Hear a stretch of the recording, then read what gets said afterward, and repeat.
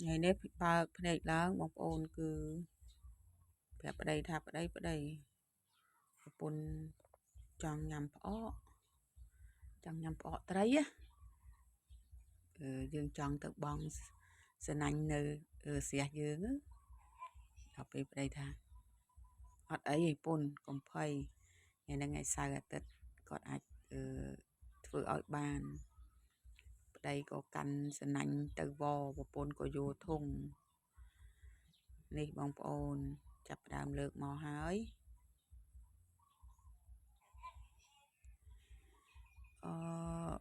តាមពិតទៅក្នុងចិត្តមិនជាចង់ហូបផ្អកម៉ាទេចង់ដឹងថាត្រីហ្នឹងមានអត់នៅក្នុងស្រះហ្នឹងពីព្រោះអីមួយថ្ងៃមុនខ្ញុំធ្លាប់ថតបង្ហាញបងប្អូនហើយថាស្រះហ្នឹងវារៀងលិចទឹកវាអញ្ចឹងខ្ញុំខ្លាចត្រីហ្នឹងវារួចចេញអស់ណាទឹកឡើងបងប្អូនមួយថ្ងៃមុននោះដល់ពេលអញ្ចឹងធ្វើជាប្រាប់ប្តីថាចង់ហូបផ្អកទៅដើម្បីឲ្យប្តីទៅបងសណាញ់ហើយក៏ចង់ដឹងថាបានត្រីអត់ចឹងណាបងប្អូនចាំមើលទាំងអស់គ្នាមើលថាបានអត់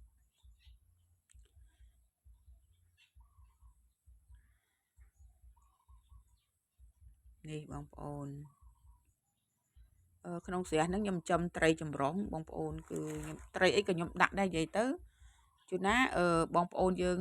ទៅស្រែទៅចកាអញ្ចឹងគាត់មកគាត់ចាប់កូនត្រីបានក៏គាត់យកមកហុចយើងក៏យើងបោះចូលហើយខ្ញុំទិញដាក់ខ្លួនឯងទៀតក៏ខ្ញុំទិញដាក់ដែរទិញដាក់គ្រាន់តែពូជកូននោះជាង100គីឡូត្រីចម្រុះបងប្អូនគឺមានតែងមានស្ពិនមានកាហែលនិយាយទៅចុច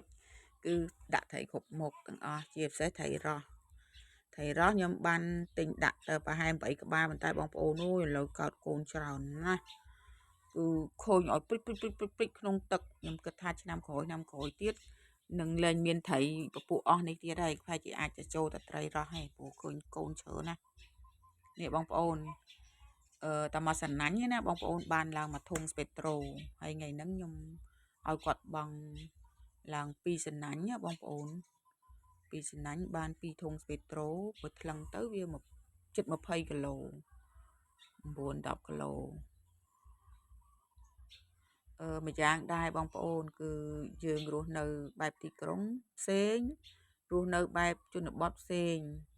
សម្រាប់ខ្ញុំកាលពីដើមឡើយខ្ញុំតាំងចិត្តរួចស្រេចនិយាយទៅតាំងពីក្មេងមកហ្មងគឺខ្ញុំតាំងចិត្តខ្ញុំដាក់គោលដៅជីវិតរបស់ខ្ញុំថាពេលដែលខ្ញុំចាស់ទៅគឺខ្ញុំត្រូវតែរ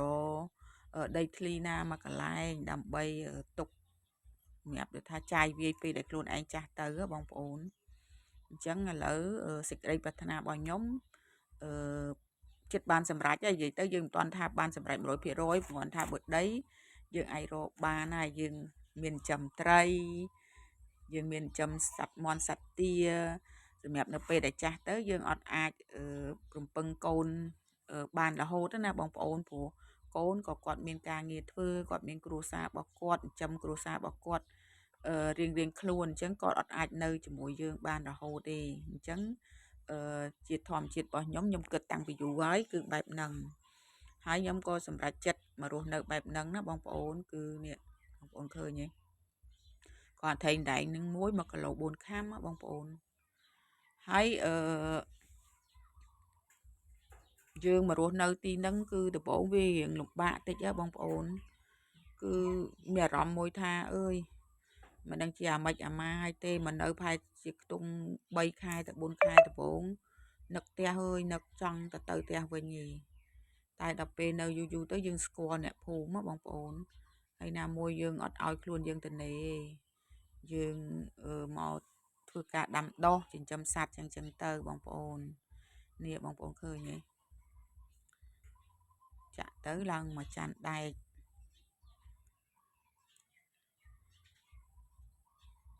យើងបានហូបត្រីខ្លួនយើងបងប្អូនស្និតមាត់ហូប